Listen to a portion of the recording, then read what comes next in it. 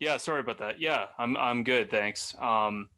Yeah, so actually, last time we spoke, when we were setting up this podcast, I was asking about time zones, and I know you're from Brigden, you're a local guy. Yeah. So you said that you're training in Detroit. So, like, are you like, was that on your own accord, or did you get caught there because of the COVID? Like, what exactly? How'd that all work out? I came back home about right around the time they ended up first closing the borders there. I came home, so I spent pretty well most of the summer back home, and then Mm-hmm. once September hit, a couple of the guys were going to be going down to Detroit to start training until the season starts there. So I talked to a couple of the goalie development guys here in Detroit, and they said September's when we started up. So I got over the border and have an apartment down here right now that I'm renting Oh, that's nice. So, out. Yeah. like, how does that like? Is it just the goalies that are like the goalies that are with a Wings organization that are training, or who like how like who's all training out there? Most of the guys like that play in Detroit with the Red Wings, and Oh, then okay. a couple of prospects right out of college that they just signed. Mm-hmm. As far as the goalies go, pretty well everyone that's kind of in the area under contract is down here, which is good. So like Jonathan Bernier's down here, and he's been like just a tremendous guy to talk to about his experiences in the NHL. So that's I'm really lucky that way. Well, that's good, man. And how does it like? How is it? How should I say this? What is it like to be able to train with veteran goalies like that? Does that give you more confidence? Do you learn more? How, can you elaborate on that? I think the way every goalie sees the game is a bit different, and I think Hmm. some of the stuff that Bernie has said about how to play a certain situation or how to approach the game mentally is kind of really I guess opened kind of my world up for goaltending. Like he's been around in the league so long, and he's had to make so many adjustments to his game throughout the years to stay in the league and to be a good goalie in the league, and just watching him out there in practice make everything look so easy, like definitely kind of gives me a little bit more drive. Okay, okay, I hear what you're saying.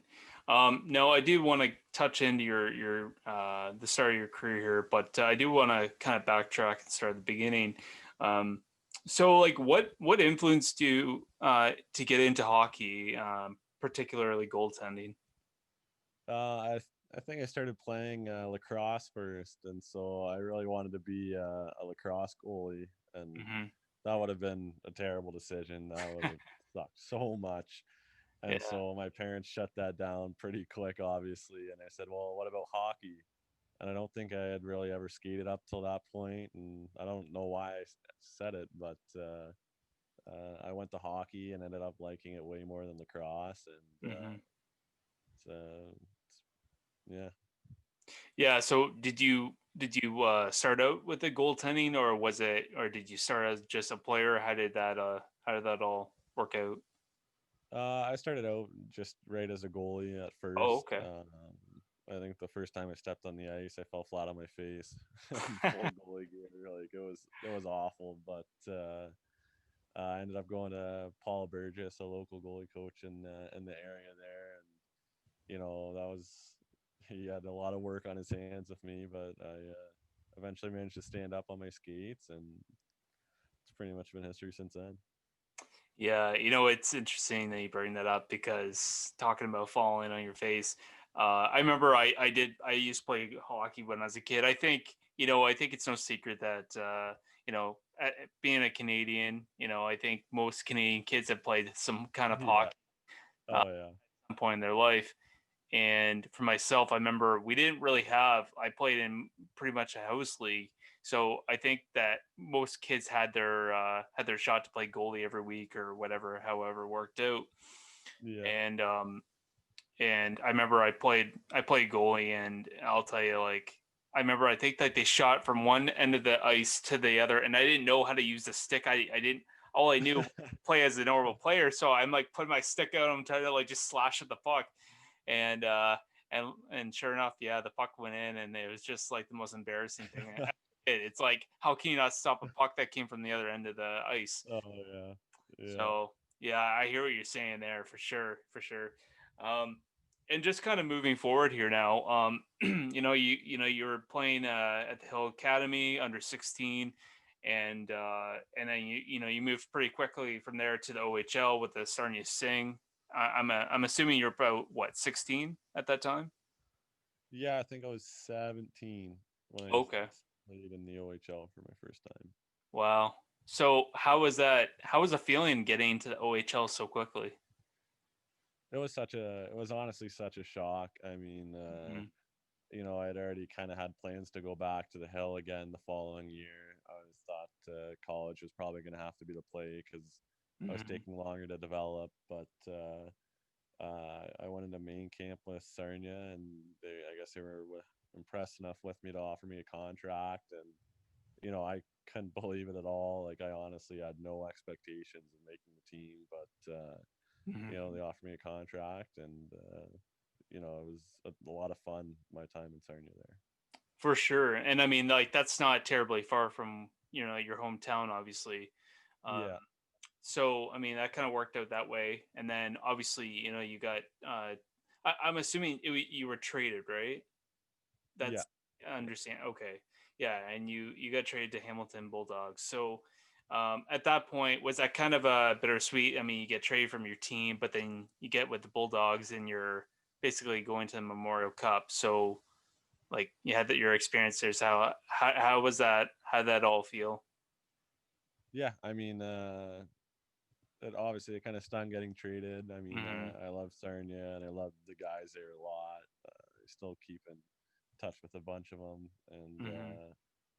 it was a lot better for my career going to Hamilton though. I mean, I think it was the best possible situation for me and scenario for me. So I think we had a really good team that kind of grew into a cup contender in a Mm-hmm. couple of years, which was nice. And all the guys were super close, and it was unbelievable to lift that trophy over your head and say you did it. Yeah, and I mean, transitioning from a place like Sarnia and moving to a place like Hamilton. I mean, quite bigger. And Yeah, how did you adjust to moving in a big city versus a small little town like Sarnia?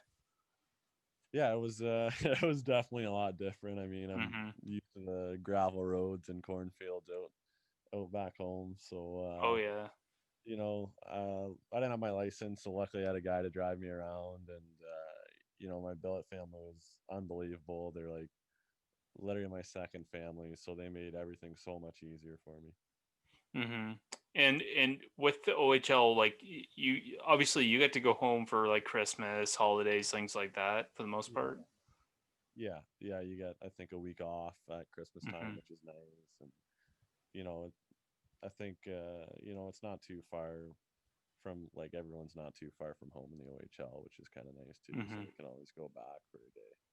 Right. And I mean, I guess, yeah, Hamilton's not very far, only a couple hours, but Yeah, yeah. Now, obviously, and then you move on. You're signing a 3 year entry deal with Detroit Red Wings. So I gotta ask, I don't know a lot of that process when it comes to getting signed versus drafted. So you're with Hamilton, and then you sign the 3 year entry level with Detroit Red Wings organization. So how does that work if you're not drafted? I don't understand.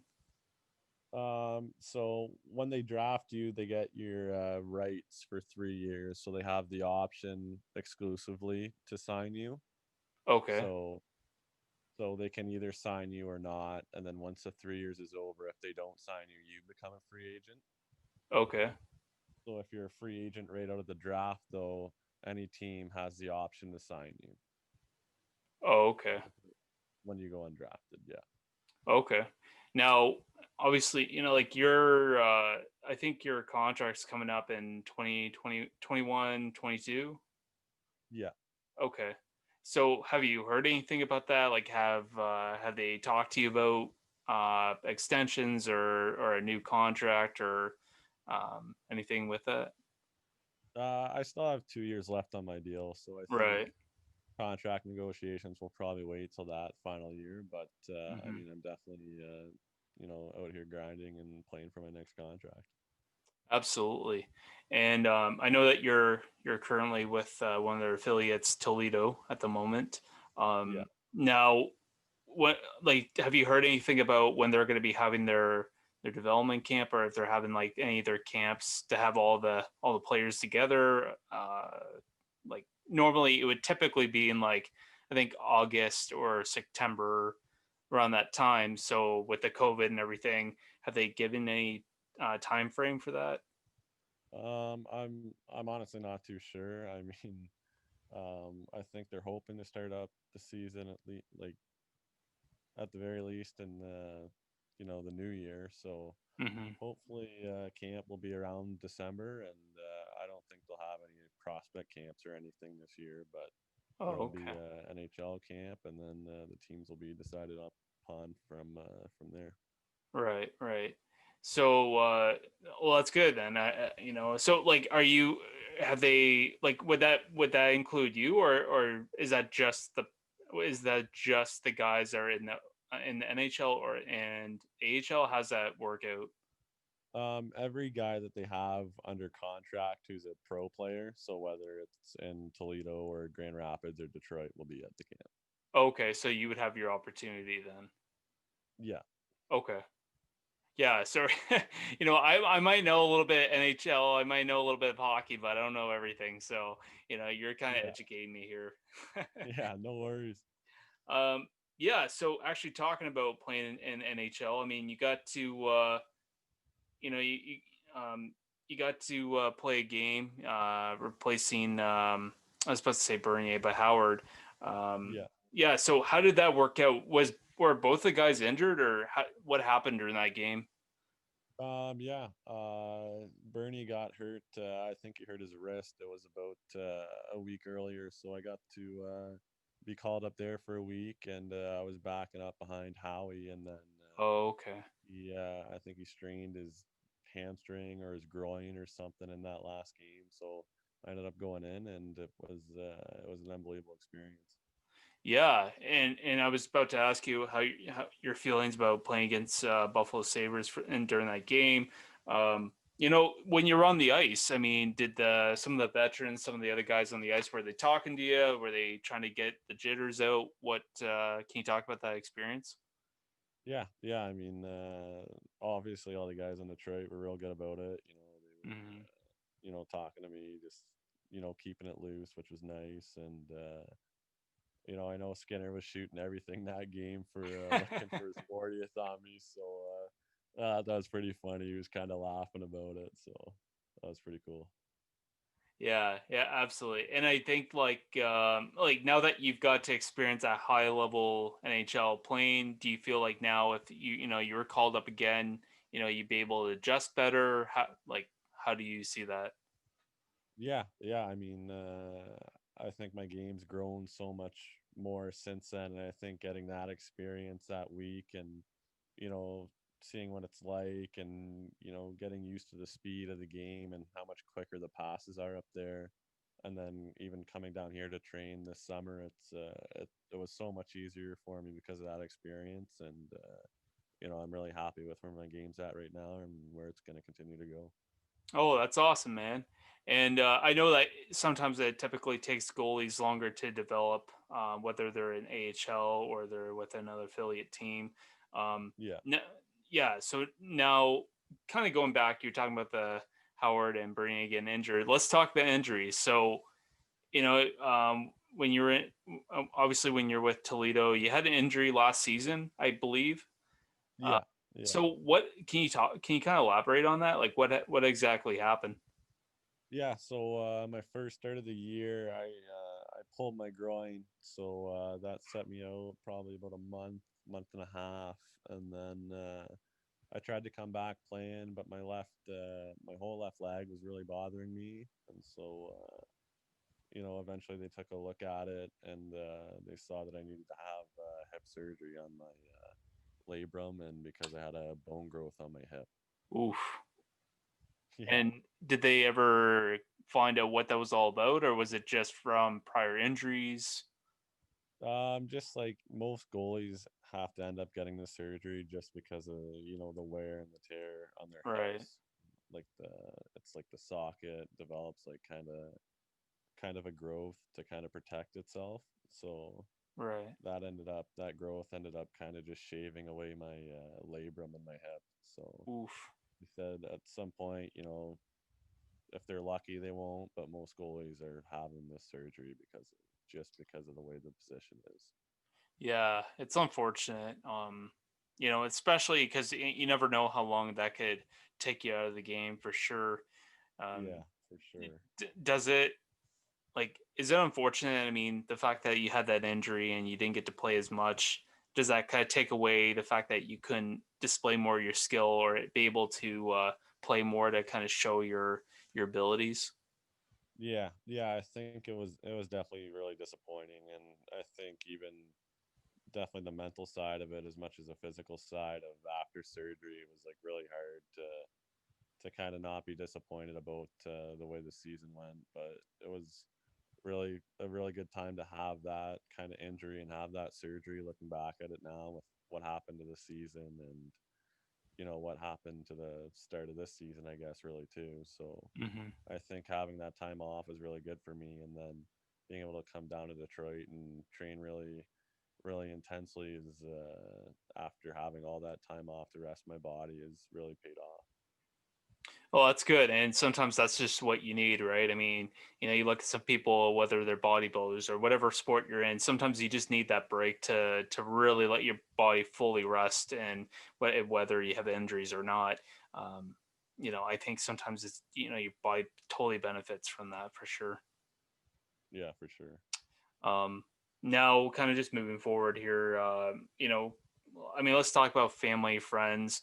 Obviously, you're from Brigden, and you're around that Sarnia area, and it tends to be, with local, you get that a lot of that local support. Um, so, do you, when you're like out with friends or when you're out with family, do you typically like to talk about hockey, or do you just try to just separate hockey from social life? Yeah, I mean, I don't usually really talk about it too much unless someone wants to know something about it, or Mm, like hear a funny story about like something with the boys or what happened on the ice. And mhm. it's kind of fun to talk with my friends about that, like if they want to know something. But I try to keep hockey kind of away from my life, away from the rink there. Obviously still do the things that make you a pro, but just kind of keeping it out of my mind until it's game day is really good for me, I think. Oh, okay. And the reason why I ask, I had to. My girlfriend is like, I told her that I probably would. Actually, the reason why I found out about you was actually my girlfriend knows you. You might know her brother, Mark. Um, I think you're probably over their place one time, and just told me a story about you hanging out at their place. You might know the McLaughlins at all. Oh yeah, yeah, I was gonna say a small world, small world. yeah, Um, and she kind of just mentioned that, yeah, you weren't really big on, you didn't want to really talk about hockey. You just wanted to kind of hang out with the boys and just kind of have, yeah, yeah. So that's kind of the reason why I asked. But yeah, small world. Um, Now, when it comes to like hockey and when you're under contract with certain teams, do they kind of give you rules when you're not on the ice? Like you kind of have to stay out of trouble, kind of thing. Like what is it like? yeah. I mean, it's just kind of they want to make sure you're being a good person. I mean, it's Hmm. you know obviously it should be pretty obvious, but they just want to make sure you're keeping out of trouble, obviously, and doing good things and representing them well. And the nice thing about hockey is there's a ton of good guys, so most guys don't need to really worry about being told that. Yeah, for sure. And I know that I know some players can be kind of really I know they kind of be really like cautious with that, especially like where they're getting their picture taken or who they're hanging out Yeah, with. Like they got to be really careful. I know I met Cam Talbot. I think he just got traded to, or he got signed to. Oh Jesus! I know he's been to so many teams now. Wherever he is now. I know I got my picture taken with him, and we were out at the bar, and he had to like make sure there was nothing like nothing that he didn't want anything to be seen behind him, like whether it be like yeah, anyone like drinking or smoking, things like that. He was really worried about. He's like, yeah, I don't. I'd rather not. yeah, I'd rather not have the Rangers see this. So yeah, yeah, that yeah, that's actually another reason why I asked you, because I know some of these guys can be kind of paranoid about those kind of things. Um, yeah, but kind of just kind of related to your topic with the Wings. So I just wanted your thoughts. So they've done the Wings organization. They've done a lot of good trades and signings and things like that. I mean, they've gotten like Bobby Ryan, Nemestikov, Stetcher, and I think they just got that goalie that played for Islanders.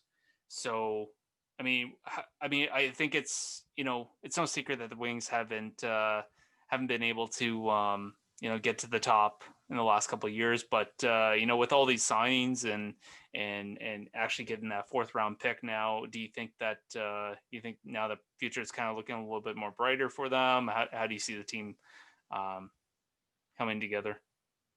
yeah, yeah. I mean, yeah, everyone there wants to win. I mean, I think just being able to skate on the ice with the guys and just how intense it is, and just the level of competition, and everybody wants to win out there, and obviously they're not happy with the way the past couple of years have went, but I think just the moves kind of made are shown that they want to get serious about winning, and it's good to see. Well, yeah, and on top of that, I mean, yeah, they got really good signings. I think Detroit did really well. I think Yzerman did really well. Um, but I mean, I think in this offseason, this is probably one of the best off seasons I've ever seen. A lot of good trades and signings. Like I think every team really got their last licks in for sure. Yeah, I think every team really. I think that I kind of do hope that you see the teams balance out a little bit. Because I think for a lot of years it was Washington that really had the power team. Tampa, and now I mean you're starting to see a lot of these teams now their guys are going to other teams and giving other teams more of a fair shake. So I don't know about you, but I'm excited to kind of see where everyone's going to stand, and looking forward to the next season, hopefully. yeah, oh yeah. Now for yourself, I mean, you're playing with Toledo at the moment. Now are they would they be following suit? Like, would they be playing the same? Would they have the same start time as well, or are they playing it all? How is that going to work out? Yeah, yeah. I mean, I think the starting time for all the pro leagues should probably be around the same time, probably give or take a week or so. But yeah, hopefully they all start up at around the same time there.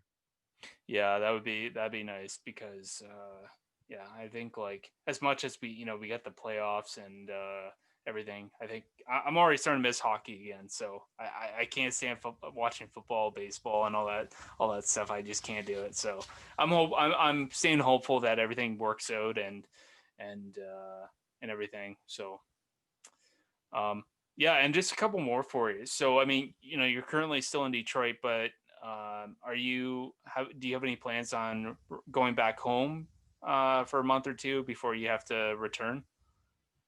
I think just having to go back home and then stay there for 2 weeks to quarantine. I think I don't really want to miss out on the 2 weeks of training over here, so I think I'll be over here till the season starts. Oh, okay, okay. Now, are you trying to stay on contact with family back home, or what? Like, are you just trying to focus on your training? Oh yeah, for sure. I mean, I talk to my mom every day. I'll text my dad and my sister a lot, and obviously my buddies I FaceTime a lot. Me and my one good buddy Mario Pesha definitely like we FaceTime all the time, and it's nice to just kind of decompress away from the game. Hmm. Absolutely, absolutely. And Yeah, and I guess like you having a lot of the experience in an OHL and having a lot of the having experience to be able to actually play in a NHL game, and you're getting really close. Does that are they? Do you find that they're looking at you as one of the the veteran prospects? Like they're looking at you like you could be the next guy in line. What are your thoughts on that?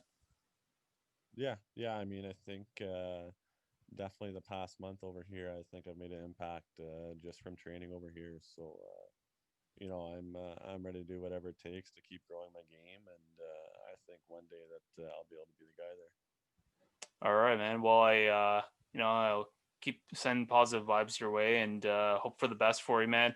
Caden, Thank you, I man. do appreciate you taking your time to come on the podcast and to do this interview with me. I appreciate you taking that time. So, good luck with the training and good luck at the camps and hopefully we'll see you soon. Yeah, yeah. Thank you so much for having me on. I really appreciate it.